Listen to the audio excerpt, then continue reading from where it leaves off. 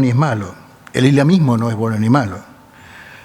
Pero una proporción semejante supone una alteración tan importante en el sistema de creencias y de convivencias que cuando organicemos el nuevo orden mundial este dato no puede dejar de ser tomado en cuenta. Y pensemos que Europa fue el origen de nuestra cultura.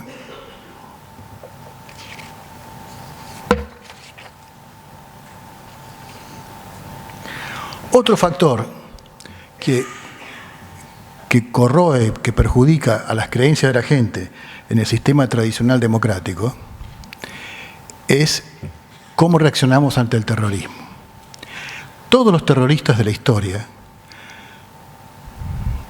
ninguno de los terroristas de la historia quiso derrotarnos militarmente. No se puede. Los terroristas no pueden derrotar militarmente a los estados. Lo que procuran es que quienes están al frente del Estado reaccionen frente al terrorismo de la misma manera que ellos, violando los derechos humanos.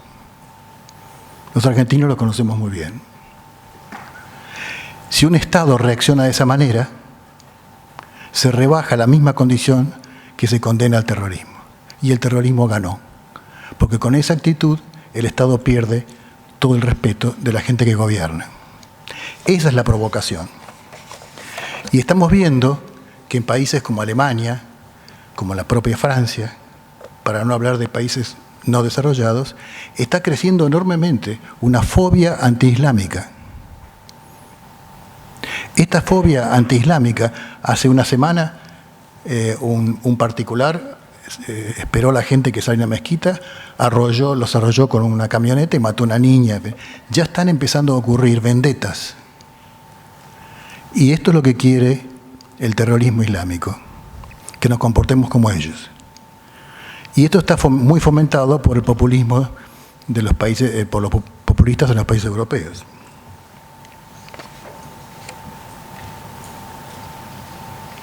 Piensen que uno de los argumentos más fuertes del Brexit fue justamente parar la inmigración de islámicos. Recuerden que una de las medidas que más rápidamente tomó Trump fue detener o controlar muchísimo la entrada de islámicos al país. Son estas políticas las que socavan la creencia de la gente, de todos nosotros, en el valor de nuestras propias instituciones. Y este es el dato político más importante que yo creo que hay en el mundo actual, que está tratando de reorganizarse. La separación de la Iglesia y del Estado es un dato único de Occidente. Nadie más lo ha hecho. El islamismo es a la inversa. Los líderes religiosos son también sus líderes políticos y sociales. Son teocracias, como nosotros en la Edad Media.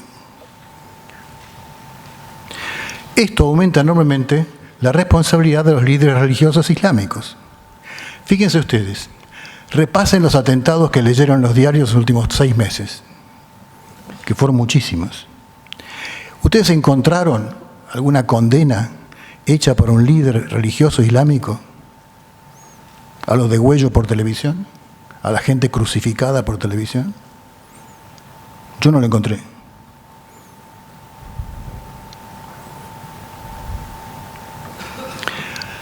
Porque la comunidad islámica es muy buena gente, pero no controla a sus fanáticos. Nosotros tuvimos fanáticos también, desde las cruzadas en adelante tuvimos fanáticos, pero tuvimos éxito en liquidar a nuestros fanáticos. Terminamos con el fascismo, con el nazismo, con el stalinismo, los terminamos. No hay más. Y los fanáticos no se pueden eliminar desde otra cultura. O los elimina su propia cultura o no se puede. Y la cultura islámica, con lo respetable que es, y lo repito otra vez, falla en controlar a sus propios fanáticos. Y cuando los fanáticos perpetran crímenes horribles, guardan silencio. Es algo asombroso. Y nuestros gobiernos nos llaman a los líderes islámicos y le dicen, señores, fijen posición, díganle a la gente si el Corán respalda esto, porque estamos tratando de convivir en un país sin crímenes.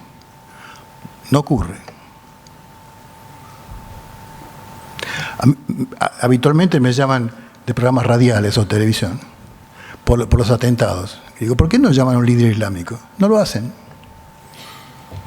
Es una cosa asombrosa y es otra muestra de la ceguera que tenemos ante uno de los desafíos más importantes al sistema institucional. Bien, voy a terminar.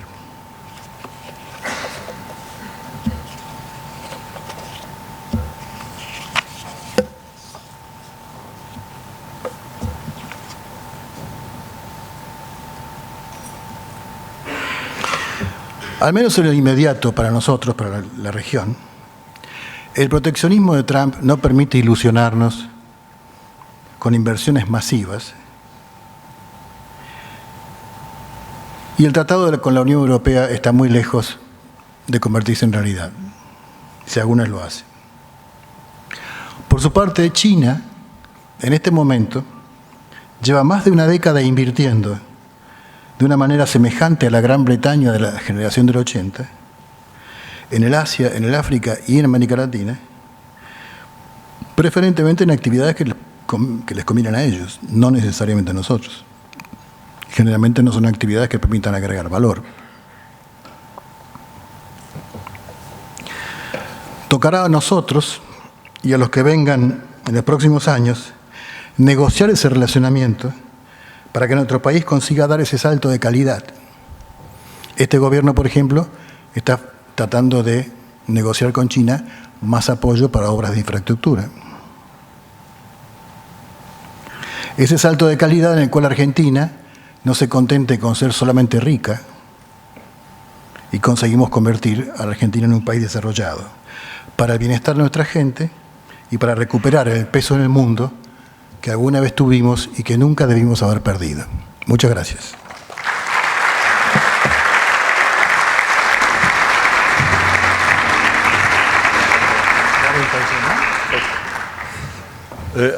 A los dos primeros panelistas, muchas gracias. Los invitamos a volver con el público porque vamos a completar con...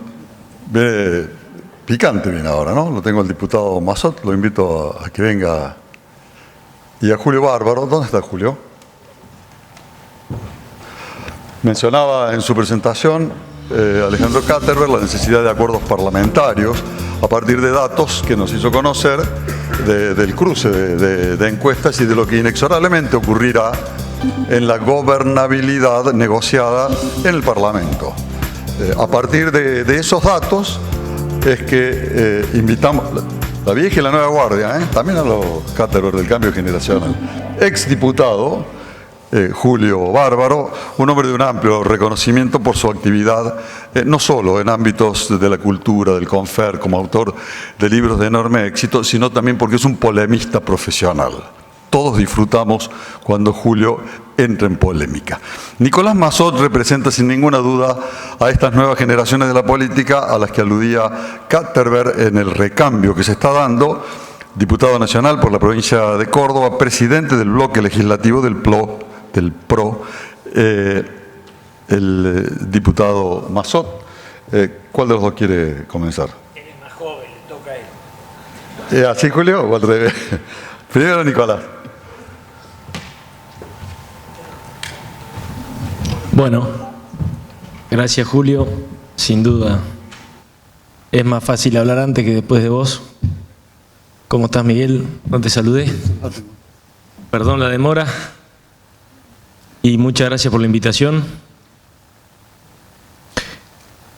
Me parece que el título de este panel que hemos improvisado, porque yo no pude garantizar la presencia hasta no saber que íbamos a poder eludir un pedido de sesión especial esta mañana en el Congreso, es el aporte del Poder Legislativo al crecimiento.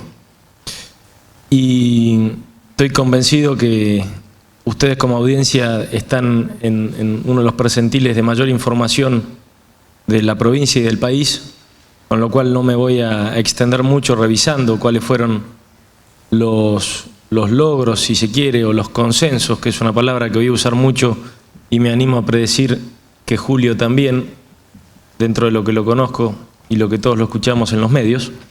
Y voy a tratar de volcarme un poco más hacia los desafíos que requieren, casi como una necesidad impuesta por la realidad, esos consensos que hoy, en el medio de la campaña electoral, son puestos en duda. muy necesarios para alcanzar las 4 o 5 medidas fundacionales, me parece, que todos ustedes como altos mandos de las finanzas van a entender muy bien y espero a compartir en su importancia. Está claro que mucho se ha hecho desde el Poder Ejecutivo en cuanto a las políticas cambiarias, desarmando los controles de cambio y el cepo como principal emblema. En cuanto a política financiera, con una muy importante participación del Congreso, del oficialismo y muchos bloques de la oposición, solucionando conflictos jurídicos con los mercados externos, que es y sigue siendo y fue condición sine qua non para poder llevar adelante una política de sustitución de emisión monetaria por deuda externa e interna, pero principalmente externa. La política monetaria de retirar los excesos a través de una nueva también política institucional que es principalmente como emblema la independencia o la recuperación de la independencia del Banco Central y de sus objetivos o su objetivo principal de estabilización de la moneda y combate de la inflación. Y en ese marco también han sido de destacar varias medidas del Congreso.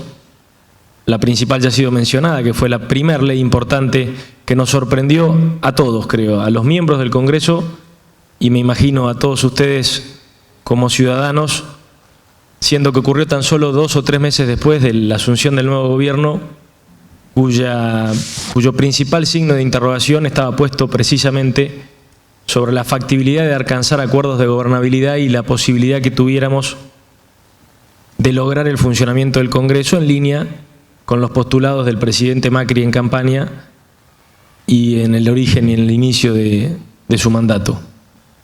No menos importante fue la ley de reparación histórica, que además de zanjar 2 grandes injusticias internas y bastante recientes de nuestra República, como han sido la voluntaria cesación de pagos a nuestros jubilados y la voluntaria discriminación a nuestras provincias respecto del envío automático de fondos. Además, esa ley incluyó lo que terminaría siendo probablemente uno de los signos de confianza sobre el gobierno más importantes del que podamos tener registro, que ha sido el éxito del blanqueo de capitales sancionado en esa ley.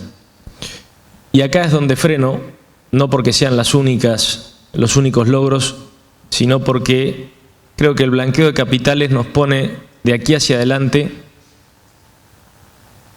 en uno de los principales desafíos que tenemos y, sin embargo, sacando a una de las fundaciones y nuestras como la Mediterránea, que hace décadas viene insistiendo con el tema, no se escucha mucho, que es la necesidad de un blanqueo general de la economía, la importancia de la formalización, no solamente de capitales como ya hemos encarado, sino sobre todo la formalización laboral y del comercio en general. Del comercio exterior con menos importancia por el éxito que aquí muestra la FIP y la aduana, pero sin duda el comercio local.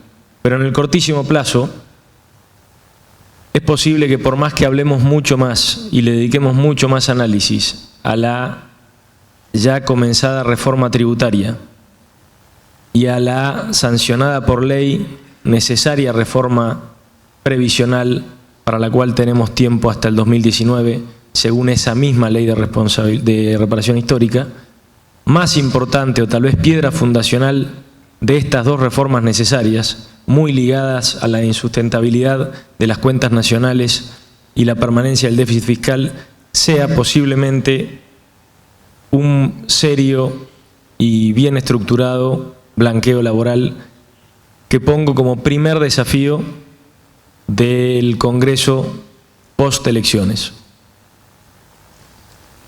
¿Por qué digo el primer desafío? Y ya me meto en ambas reformas, en la previsional y sobre todo en la tributaria, que supongo suscitará bastante interés. Porque cuando nosotros analizamos la presión tributaria medida convencionalmente como el peso de la recaudación total sobre el Producto Bruto Interno y la comparamos con los países miembros del G20 o de la OCDE, lo que notamos, para sorpresa de todos, es que en esa métrica no nos encontramos entre los países con mayor presión, todo lo contrario. La presión medida de esta forma es de un 32%, o lo fue en el año 2016, un 32% del Producto Bruto representa la recaudación total, y el promedio de los países de la OCDE es de un poco más del 34%. Sin embargo, ustedes bien sabrán que cuando analizamos las alícuotas de los impuestos más importantes, tanto nacionales como provinciales, ahí sí vemos una gran brecha respecto del mismo universo de países para seguir comparando con lo mismo. Así, por ejemplo, en el impuesto a la renta o a las ganancias, como es conocido en la Argentina, nosotros tenemos una alícuota casi 10 puntos por encima del promedio de los países de la OCDE, que es poco menos del 25%. Tenemos el impuesto al valor agregado, una alícuota que es entre 6 y 7% superior al promedio del mismo impuesto para los países de la OCDE, y con un agravante, que es con una alícuota mucho mayor, recaudamos bastante menos en proporción a nuestro producto que países con alícuotas sensiblemente más bajas. También opera lo mismo con las alícuotas a los impuestos al trabajo, a los aportes en general, también un 7 o un 8% por encima del promedio de los países de la OCDE. Y entonces, cuando juntamos estas dos variables, lo que aparece es casi una obviedad para todos nosotros, y es que en realidad el principal enemigo no es la recaudación total, no es el peso de lo que el Estado recauda en proporción al producto, sino que el gran problema es la base de quienes efectivamente están formalizados dentro de la economía y hacen frente a esa presión fiscal.